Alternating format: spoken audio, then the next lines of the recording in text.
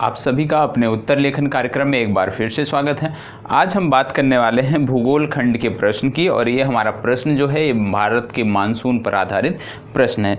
प्रश्न हमारा था, पूर्वी घाट की तुलना में पश्चिमी घाट पर वर्षा अधिक क्यों होती है। साधारण सा प्रश्न था कि पूर्वी घाट की तुलना में पश्चिमी घाट पर वर्षा अधिक क्यों होती है।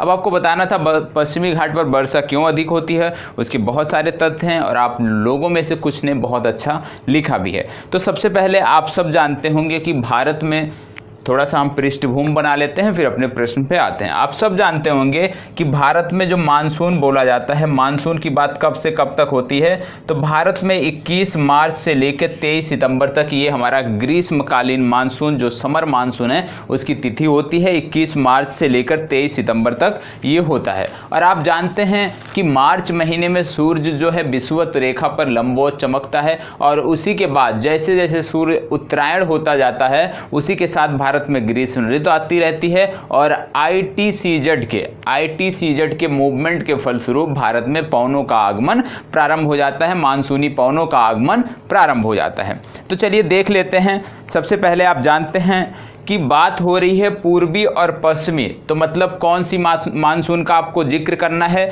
साउथ वेस्ट मानसून का आपको जिक्र करना है। साउथ वेस्ट मानसून को आधार बनाकर आपको इसको लिखना है। तो चलिए प्रारंभ कर लेते हैं किस तरह से हमें लिखना है। तो सबसे पहले आप सब जानते होंगे कि मार्च महीने के बाद अप्रैल माह में सूर्य क्या हो जाता है, भारत में प्रवेश करने वाला ही होता है, मतलब भारत की सीमा पर आ जाता है। जो हमारा लैंड एरिया है वहाँ तक सूर्य पहुँच जाता है। कब तक? अप्रैल तक। और आप यह भी जानते होंगे कि जो सूर्य का मूवमेंट है एक महीने में 8 डिग्री का मूवमेंट सूर्य करता है, ये भी आप सब जानते होंगे। तो सबसे पहली बात आ जाती है, जैसे आप जानते हैं मार्च माह में क्या होता है, सूर्य जो है विषुवत रेखा पर लंबवत चमकता है, और उसके साथ ही भारत में ग्रीष्म ऋतु का आगमन प्रारंभ हो जाता है।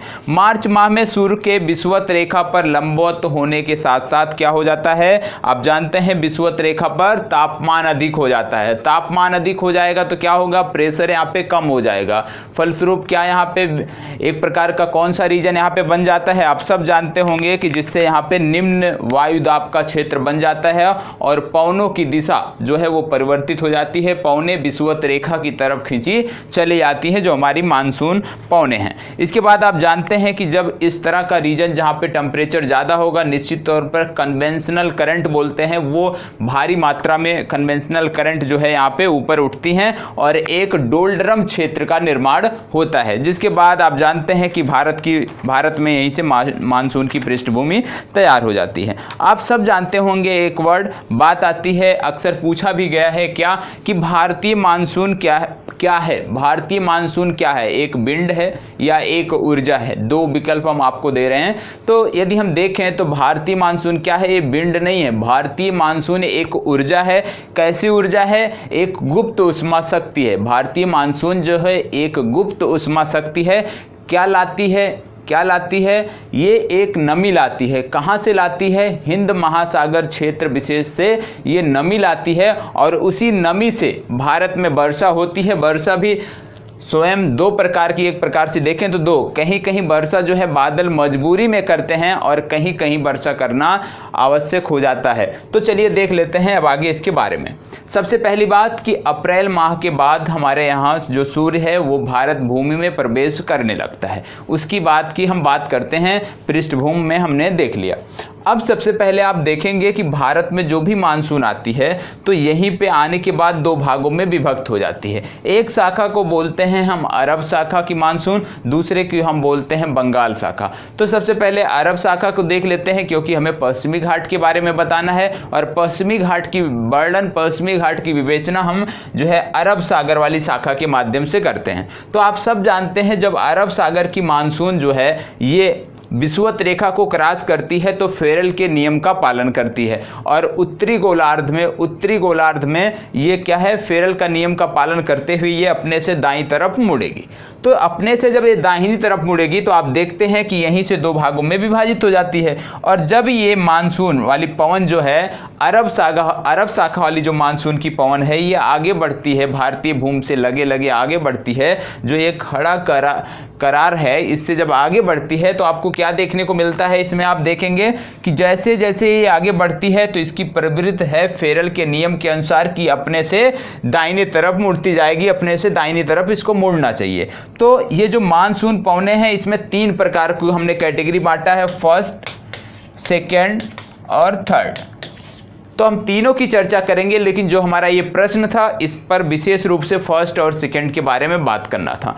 तो जो पहली चरण की, जो पहली प्रकार की मानसून होती है जिसमें बहुत ज़्यादा शक्ति होती है, बहुत ज़्यादा संभावना होती है वर्षा की, जब वो आती है तो वो क्या करती है कि आप जानते होंगे पश्चिमी घाट पर बहुत सारी चोटियाँ हैं, जैसे कि कौन सी है, अनाईमुड़ी। सबसे, यदि हम भारत के सबसे दक्षिण से देखें तो सबसे ऊंची चोटी अनाईमुड़ी, फिर उससे कम ऊंची है दोदा बेट्टा, फिर कुद्रेमुख, मुलनगिरी और महाबलेश्वर, फिर कलसूबाई। फिर इस प्रकार से चोटियों का क्रम है। और ये चोटियां यदि आप देखेंगे, इनके नंबर, इनकी हाइट देखेंगे तो क्या देखने को मिलता है कि जैसे जैसे हम दक्षिण भारत से उत्तर भारत की तरफ बढ़ते हैं पश्चिमी घाट पर, चोटियों की ऊंचाई कम होती जाती है। अब चोटियों की ऊंचाई कम क्या होती है ये आप कब पढ़ेंगे, जब आप पढ़ेंगे भू आकृतिक विज्ञान, भौगोलिक जब गतिविधियां पढ़ेंगे तो वहां पे आपको देखने को मिलेगा, तो वहां पे हम देख लेंगे इसको, ठीक है। लेकिन अभी उससे संबंधित कोई प्रश्न आएगा तो वहां पे हम बात कर लेंगे, उसके बाद हम देखेंगे। तो अभी क्या है कि जब भी कोई मानसून पवन आती है फेरल के नियम के अनुसार वो अपने दाहिने मुड़ना चाहेगी,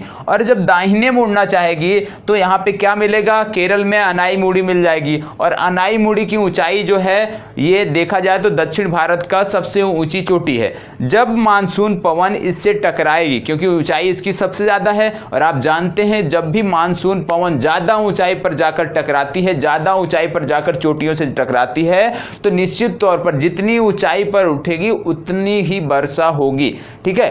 तो क्योंकि अनाईमुड़ी की ऊंचाई सबसे ज्यादा है यहाँ पे, तो अनाईमुड़ी पे जो ये पवन आती है अनाईमुड़ी से टकरा के कितनी वर्षा करती है, लगभग 300 सेंटीमीटर की वर्षा करती है। यहाँ पे 300 सेंटीमीटर की वर्षा होती है, ठीक है। फिर ऐसे मानसून पवन आगे बढ़ती है, फर्स्ट रो वाली की बात कर रहे हैं, पहले प्रकार की, ये आगे बढ़ती है, फिर दोदा बेट्टा से टकराएगी, इसकी भी ऊंचाई ज्यादा है, तो यहाँ पे कितनी वर्षा करेगी, यहाँ पे ये 200 सेंटीमीटर 270 सेंटीमीटर वर्षा करेगी। मतलब जिस तरह से पर्वतों की ऊंचाइयां हैं बारिश भी वहां पे ज्यादा होगी, मतलब हवा जितने ऊपर उठकर पर्वतों से टकराएगी उतनी ज्यादा वर्षा करेगी, ये चीज क्लियर होना चाहिए।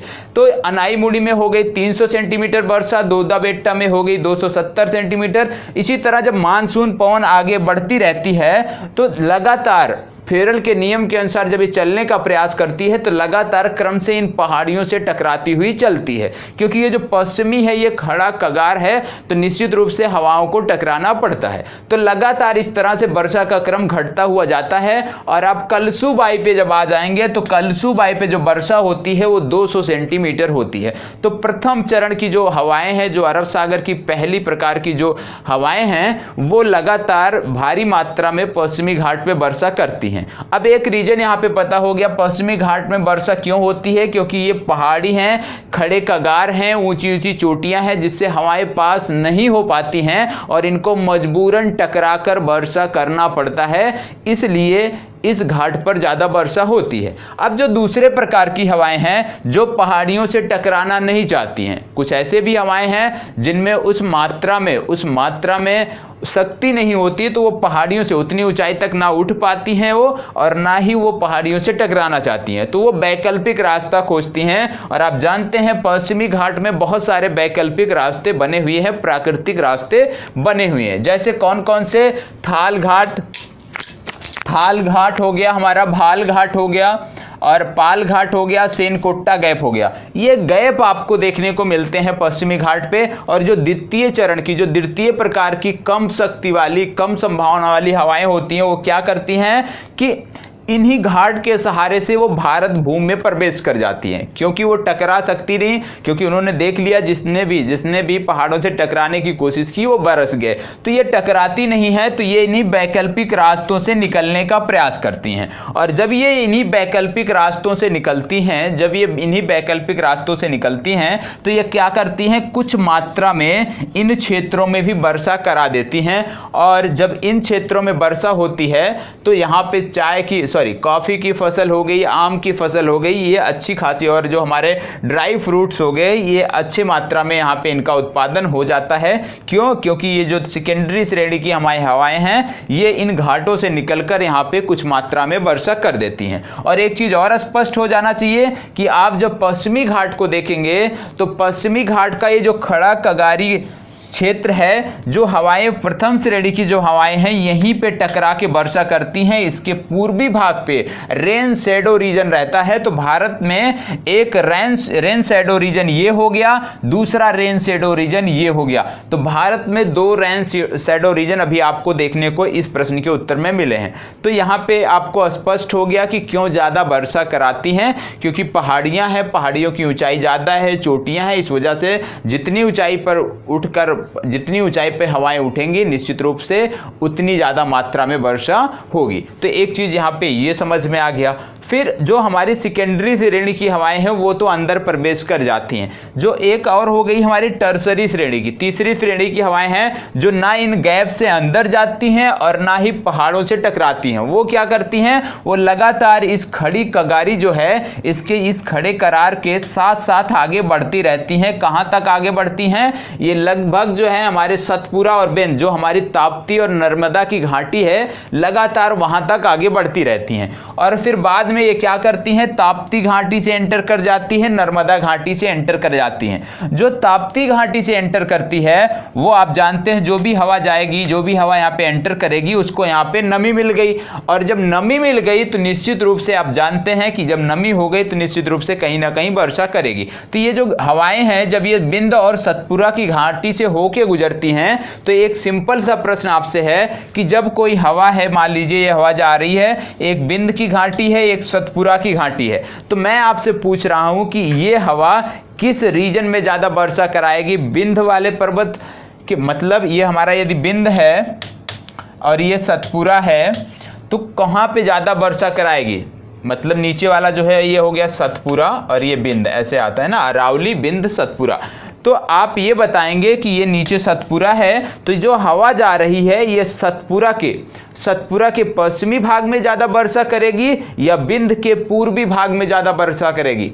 तो यदि आप इसको देखेंगे, इस पहाड़ी को देखेंगे, तो आपको देखने को क्या मिलेगा? क्योंकि फेरेल के नियम के अनुसार हवाएं दाहिनी तरफ मुड़ने का प्रयास करती, मतलब ये जो हवा है ये इसी से रगड़ते हुए चलेगी, बिंद से रगड़ते हुए ये आगे बढ़ेगी। तो निश्चित रूप से जो बिंद का क्षेत्र है, बिंद का जो ये पूर्वी क्षेत्र है, इस पर ज़्यादा वर्षा ये करेगी। तो यही आपको यहाँ पे भी देखना है। जैसे आप अरावली और बिंद के बीच में जो हवाएं जाएंगी वो किससे रगड़ के वर्षा करेंगी? क्योंकि फेरेल के नियम के अनुसार ये क्या है, इनकी दिशा जैसे ही उत्तरी गोलार्ध में जाती हैं पूर्व की तरफ मुड़ने का प्रयास करती हैं। और जब ये पूर्व की तरफ यहाँ पे हवा मुड़ेगी तो ये निश्चित रूप से कहा बिंद से लगती हुई जाएगी। और जो अरावली में है आप देखते हैं, क्योंकि अरावली जो है राजस्थान का जो क्षेत्र है, वहाँ पे एक प्रश्न भी उठता है क्या कि राजस्थान में वर्षा ना होने का कारण क्या है? तो वर्षा ना होने का जो मेन कारण है वो है कन्वेक्शनल करंट। क्योंकि यहाँ पे जो मरुस्थल है वो उस समय बहुत ही गर्म होता है और जो हवाएं वर्षा करना भी चाहती हैं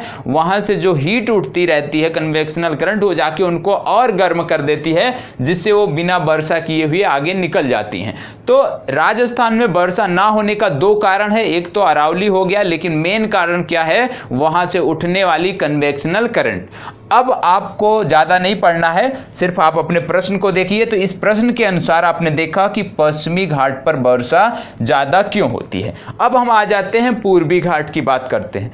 पूर्वी घाट मतलब जो बंगाल की शाखा, और 2 चीज यहाँ पे याद रखना है क्या कि इस जो पश्चिमी घाट पे जो वर्षा होती है उसको हम बोलते हैं पर्वतीय वर्षा।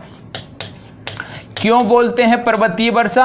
पर्वतीय वर्षा इसलिए बोलते हैं क्योंकि यहाँ पे जो वर्षा होती है उसका रीजन है पर्वत। पर्वतों के कारण ही वर्षा होती है। यदि यहाँ पे पर्वत नहीं होते तो निश्चित रूप में वर्षा नहीं होती, ना हवाएं वहाँ पे रुकती और ना इतना ऊपर उठती और ना वर्षा करती। तो इसको आप पढ़े भी होंगे, सुने भी होंगे कि इसको बोलते हैं हम पर्वतीय वर्षा। लेकिन जो पूर्वी घाट पर वर्षा होती है इसको पर्वतीय वर्षा नहीं बोलते हैं, यह भी आपको पता होगा। ठीक है, तो आइए देख लेते हैं अब पूर्वी घाट के बारे में।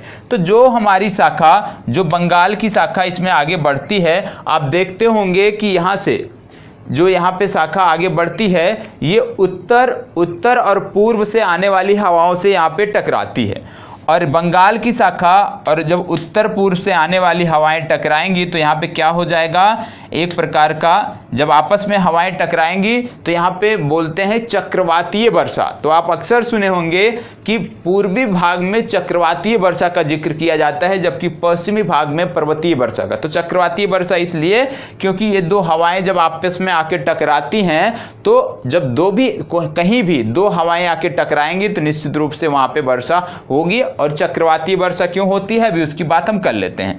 अब यहाँ पे जब ये हवाएं जाती हैं, उधर से भी हवा आती है और टकराती है, तो जब ये चक्रवात बनता है, साइक्लोन बनता है, तो आप जानते हैं साइक्लोन जो भी बनता है उत्तरी गोलार्ध में, ये कैसे मूवमेंट इसका होता है, एंटी क्लॉकवाइज मूवमेंट होता है। मतलब यहाँ से आके जो हवाओं के टकराने के बाद जो चक्रवात बना, एंटी क्लॉकवाइज मूवमेंट, मतलब इस तरफ बढ़ेगा। मतलब जो भी बंगाल की खाड़ी में इस तरह के साइक्लोन बनेगा वो भारतीय भूभाग की तरफ बढ़ेगा। तो ऐसे में जो ये चक्रवातीय वर्षा होती है इन्हीं हवाओं के कारण होती है जब ये दोनों पवनें आपस में आके टकराती हैं। और आप जब पूर्वी घाट को देखते हो तो यहाँ से हवाएं कैसे, क्योंकि ये जो घाट है ये बहुत पहाड़ियाँ जो यहाँ की हैं बहुत कटी पिटी हैं। जैसे पश्चिमी घाट में आपको देखने को मिला था खड़ा करारी भाग, उस तरह का नहीं देखने को मिलेगा, ना ही कोई इतनी ऊंची चोटी देखने को मिलेगी जो हवाओं को रोक सके। यही एक रीजन है जिसकी वजह से यहाँ पे वर्षा उतनी मात्रा में नहीं होती है। और इसमें वर्षा होती कैसे है, आप जानते हैं कि नदियों का क्रम है, ये कावेरी, कृष्णा, गोदावरी, महानदी, दामोदर, ये जो नदी घाटियां हैं, ये जो चक्रवात आते हैं, इन्हीं नदी घाटियों के माध्यम से ये भारतीय भूभाग में प्रवेश करते हैं और आगे जाके ये वर्षा करते हैं। तो पश्चिमी घाट में वर्षा का क्या रीजन है, क्यों होती है वर्षा, पूर्वी घाट में वर्षा क्यों होती है, उम्मीद करता हूं समझाने में सफल रहा हूं। और वर्षा क्यों ज़्यादा होती है वहाँ पे, क्यों कम होती है, इसका भी मैंने अपनी तरफ से पूरा प्रयास किया है समझाने का। यदि कहीं पे कोई कमी रह गई हो तो बताइएगा। उम्मीद करता हूँ आपको भी चीज़ें समझ में आई होंगी कि पश्चिमी घाट पे वर्षा ज़्यादा क्यों होती है और पूर्वी घाट पे वर्षा कम क्यों होती है। और पूर्वी घाट की वर्षा को चक्रवातीय वर्षा कहते हैं, पश्चिमी घाट की वर्षा को हम कहते हैं पर्वतीय वर्षा।